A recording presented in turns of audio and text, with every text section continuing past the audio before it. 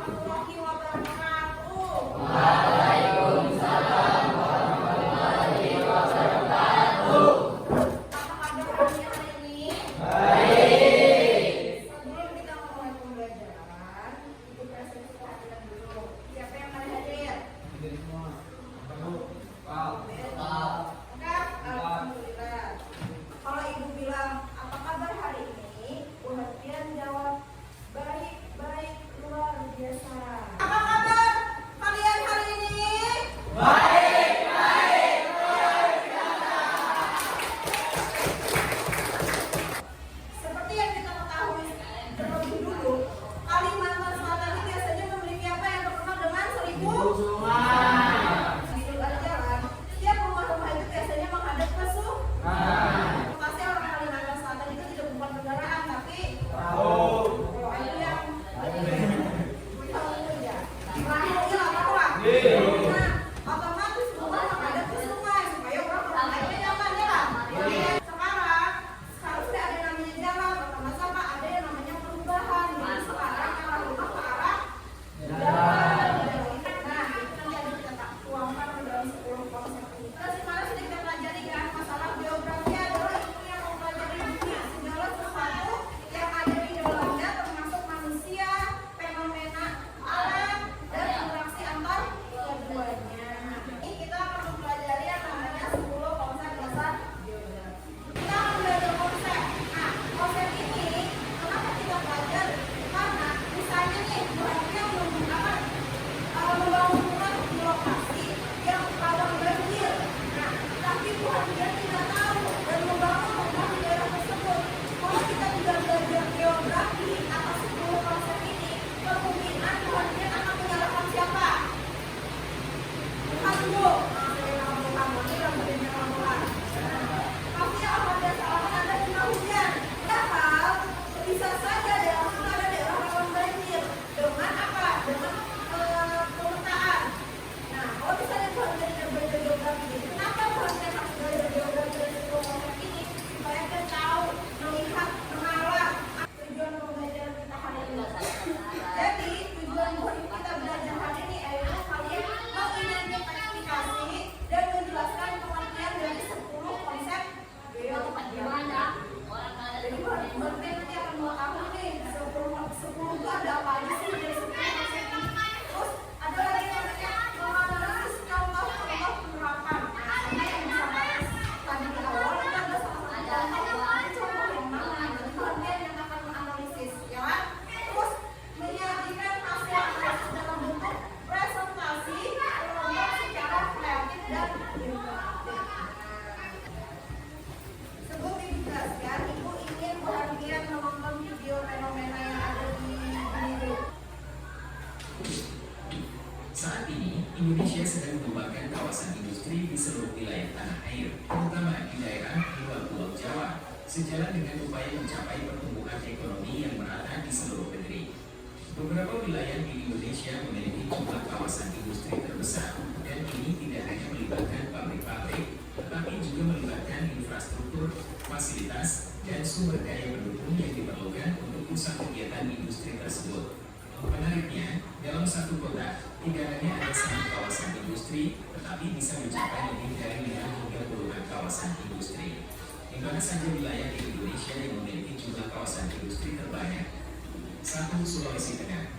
Pembangunan kawasan industri di daerah Sulawesi Tengah telah menunjukkan fokus yang kuat. Terdapat informasi bahwa terdapat 3 kawasan industri di daerah tersebut dengan luas lahan keseluruhan mencapai 4.212,8 hektar. Salah satu kawasan industri yang terkenal di daerah tersebut adalah kawasan industri Morowali yang berfokus pada pengolahan nikel dan logam lainnya. Selain itu, juga sedang dilakukan pembangunan kawasan industri Palu atau KIK Palu di daerah tersebut. 2. Kota Serang. Kota Serang yang terletak di Provinsi Banten merupakan salah satu daerah dengan jumlah kawasan industri yang paling banyak di Indonesia. Bahkan, terdapat rencana untuk menjadikan kawasan industri di Serang sebagai kawasan industri produk halal terbesar di Indonesia. Kota Serang saat ini memiliki 5 kawasan industri yang mencakup total lahan seluas 4.877 hektar. Di dalam kawasan-kawasan industri ini, terdapat ratusan pabrik yang mayoritas memproduksi berbagai bahan baku yang digunakan dalam kebutuhan rumah tangga maupun sebagai bahan baku industri yang diolah kembali. 3. Bekasi.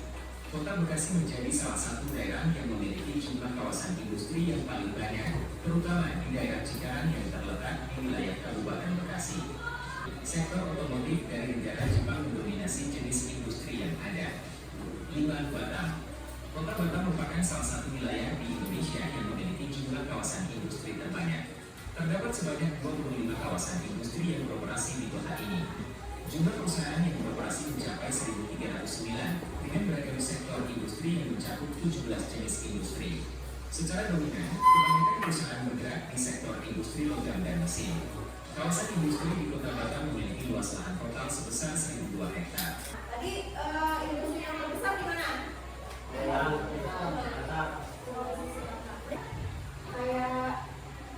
ada installasi yang baik, nah itu tuh rata-rata berada di Pulau Kalimantan. Kenapa?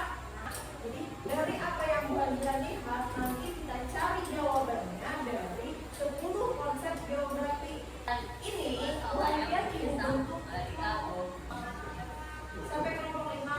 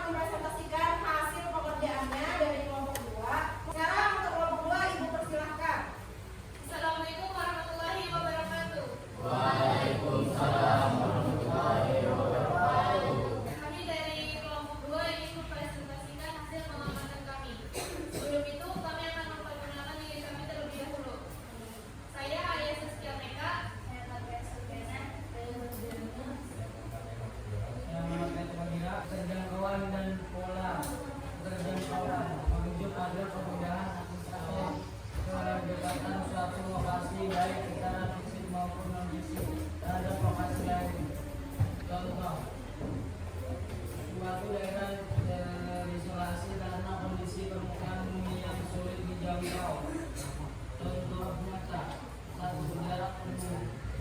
2. Biaya transportasi. 3. Waktu tempuh. 4. Aksesibilitas. 5. Ketersediaan infrastruktur. Sekolah adalah karakteristik ketergantungan pada berbagai fenomena geografis suatu tempat atau ruangan di permukaan bumi. Contohnya adalah pola distribusi curah hujan di suatu wilayah. Pola ini dapat menunjukkan antara curah hujan dengan faktor-faktor seperti topografi, iklim, dan musim. Contoh nyata: 1. Musim hujan. 2. Musim peralihan. 3. Musim kemarau. Silakan jika ada yang ingin bertanya, dipersilakan. Ya, selamat pagi. Perkenalkan, nama saya Dea Monika dari kelompok 3. Saya ingin bertanya, dari materi ketidaktahuan yang kalian lakukan, apakah ada faktor yang mempengaruhinya?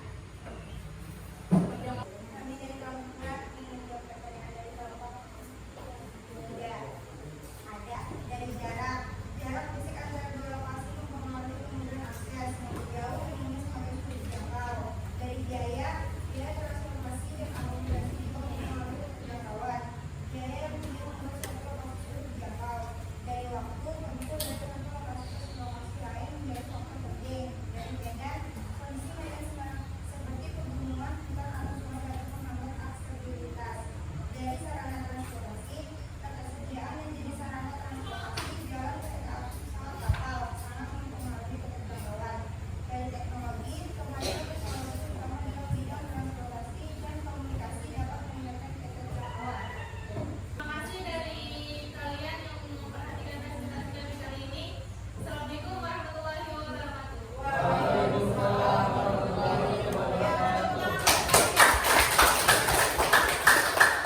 Assalamualaikum warahmatullahi wabarakatuh.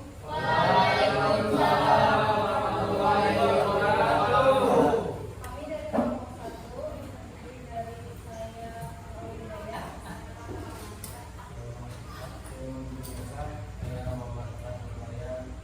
Ingin mempresentasikan hasil diskusi kami tentang konsep lokasi, konsep geografi yang berupa konsep lokasi dan jarak. Pada materi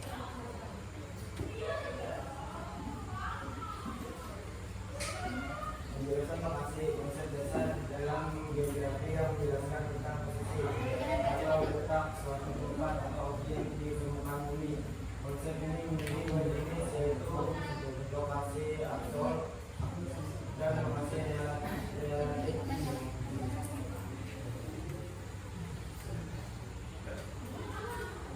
Penjelasan jarak. Konsep ini memiliki dua jenis, yaitu absolut. Lokasi absolut adalah posisi suatu tempat atau objek yang tetap dan tidak berubah. Relatif. Lokasi relatif adalah posisi suatu tempat atau objek yang ditentukan oleh hubungan dengan tempat atau objek lain di sekitarnya. Penjelasan jarak. Konsep jarak menjelaskan tentang ukuran panjang antara titik atau tempat di permukaan bumi. Jarak terukur dalam kesatuan panjang seperti kilometer, meter, atau mil. Contoh jarak antara kota, jarak antara beralas dan laluan jalan sekitar 10 km. Jarak antara dua tempat, jarak antara kelas dan parkiran kadang adalah sekitar 100 meter. Contoh konsep lokasi. Sekolah saya terletak di sebelah kanan. Jika dari lawan arah rumah saya, sekolah saya terletak di sebelah kiri. baik, ada yang ingin bertanya? Silakan. Pertama saya akan menunjukkan dari komisi ini bisa membahas mengetahui lokasi di mana.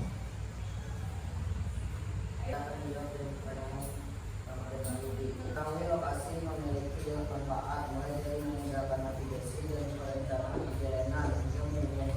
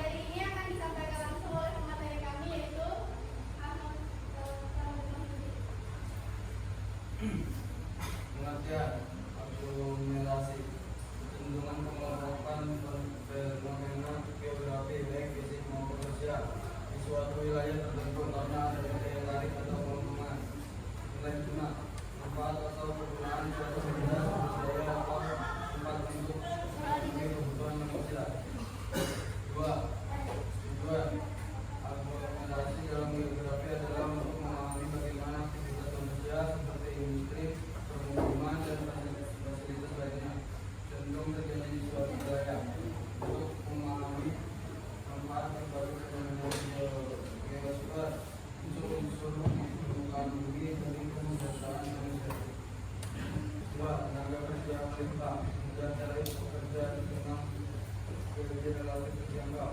3. Akses transportasi dan infrastruktur. Jalan, pelabuhan, bandara menggunakan distribusi. 4. Dekat dengan pasar atau konsumen. Produk cepat sampai ke pembeli. 5. Fasilitas pendukung lengkap. Listrik, air, gudang, teknologi keamanan. 6. Kebijakan pemerintah. Pembangunan kawasan industri, insentif pajak, izin usaha. 7. Efisiensi biaya. Bisa saling berbagi fasilitas antara perusahaan, misalnya logistik. 8. Efek aglomerasi itu sendiri. Makin banyak industri terkumpul, makin menarik industri baru masuk. Lalu, tentang posisi geografis. Lokasi strategis, misalnya tanah di pinggir jalan bisa lebih berbilang. 2. Kondisi fisik, suburan tanah, cuaca, topografi, misalnya tanah subur, baik guna pertanian. 3. Kebutuhan manusia, semakin dibutuhkan suatu barang, buat semakin tinggi nilai gunanya. 4. Kemajuan teknologi, barang atau lahan yang tadinya kurang bermanfaat jadi berguna. Contoh, tambang minyak baru bisa diolah setelah ada teknologi. 5. Kebijakan pemerintah, pembangunan infrastruktur bisa menaikkan nilai guna. Contoh, jalan tol bikin harga tanah naik. 6. Perubahan sosial dan ekonomi, daya hidup, penduduk dan daya beli masyarakat bisa mempengaruhi nilai guna. 7. Nilai budaya dan sejarah. Benda atau daerah yang punya nilai sejarah atau budaya lebih tinggi nilainya. 8. Sifat relatif dan dinamis. Nilai guna bisa berubah seiring waktu dan berbeda bagi setiap orang. Jenis aglomerasi industri, aglomerasi perkotaan, aglomerasi perdagangan, aglomerasi perumahan, aglomerasi transportasi, aglomerasi pertambangan, aglomerasi pertanian. Contoh aglomerasi pertambangan, aglomerasi perkebunan, aglomerasi perikanan dan kelautan. Untuk nilai guna laut dan pesisir. Nilai guna ekonomi, sumber ikan dan hasil laut. Nilai guna sosial, tempat wisata dari nilai guna pertanian, ditanami jagung, padi, ladang. Nilai guna perkebunan, sawit dan karet. 3. Hutan.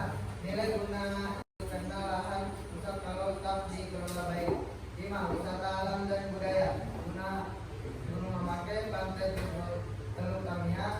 Nilai guna pariwisata. Tradisi, nelayan dan budaya lokal. Nilai guna sosial dan budaya.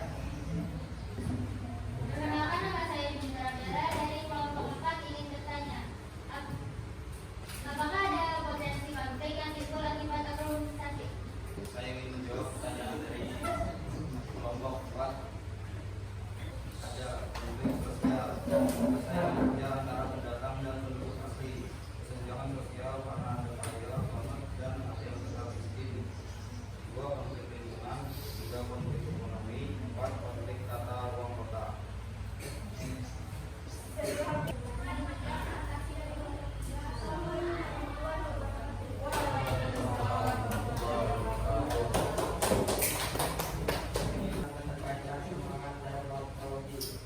Perkenalkan, nama saya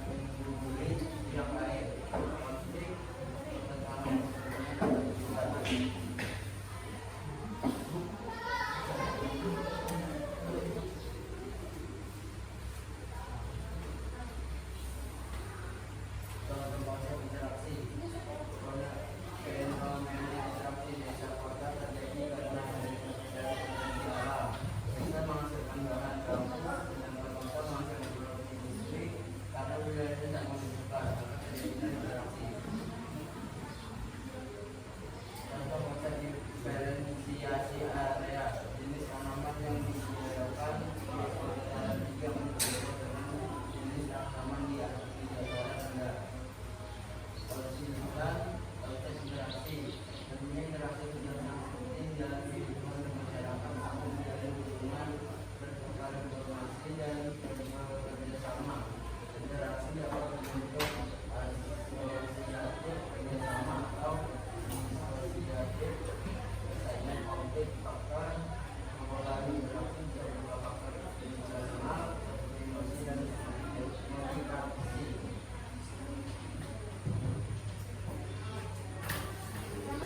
Gimana tuh nih? Beda dulu.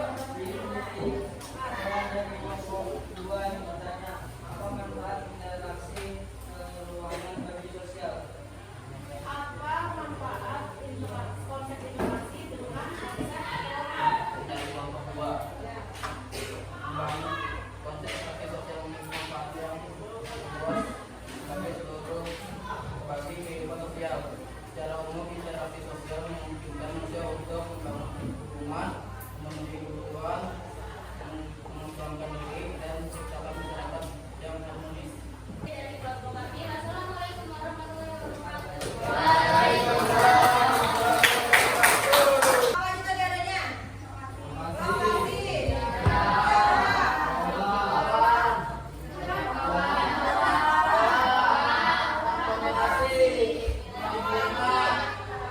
Interaksi.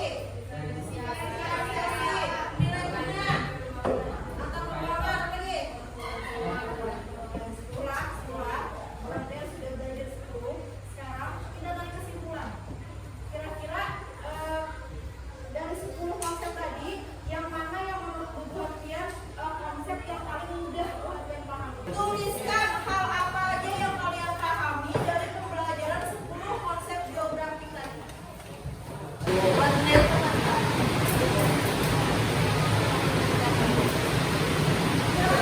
Ternyata memahami 10 konsep dasar geografi bukan hanya pertemuan akademis, juga sangat relevan dalam kehidupan sehari-hari untuk mengambil keputusan yang lebih baik. Contoh nih, memahami hubungan manusia dengan lingkungan, terus dasar pengambilan keputusan, dan juga membuka wawasan global. Sehingga konsep ini membantu kita melihat bagaimana manusia berinteraksi dengan lingkungannya, beradaptasi dan mempengaruhi ekosistem. Ya, jangan. Oke. Ya.